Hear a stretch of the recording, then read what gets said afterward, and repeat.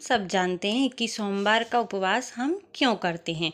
सोमवार व्रत कथा भगवान शिव और माता पार्वती से जुड़ी है, जिसमें एक धनवान साहूकार को पुत्र प्राप्ति के लिए सोमवार व्रत करने और उसकी कथा सुनने से शिव जी की कृपा से पुत्र प्राप्ति होती है। उसे यह वरदान मिलता है कि बालक 12 वर्ष तक ही जीवित रहेगा।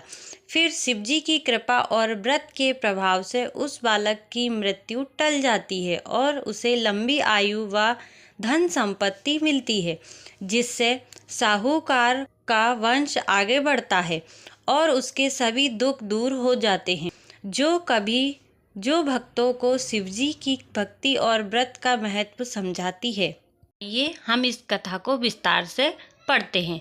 एक नगर में एक धनवान साहूकार रहता था, जिसके पास धन की कोई कमी नहीं थी, लेकिन उसके कोई पुत्र नहीं था, जिससे वह बहुत दुखी रहता था और हर सोमवार शिव जी का व्रत रखता था।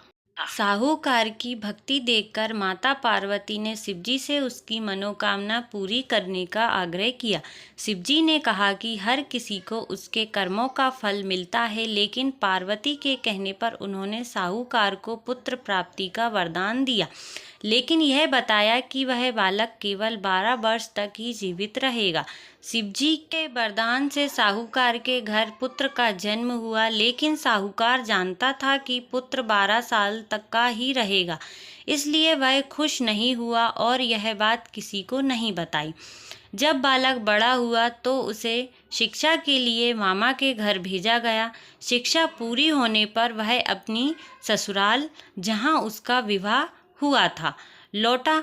ससुर ने उसे पहचान लिया, सम्मान के साथ उसे विदा किया। रास्ते में बालक को अचानक तेज ज्वर आया और वह अचेत हो गया।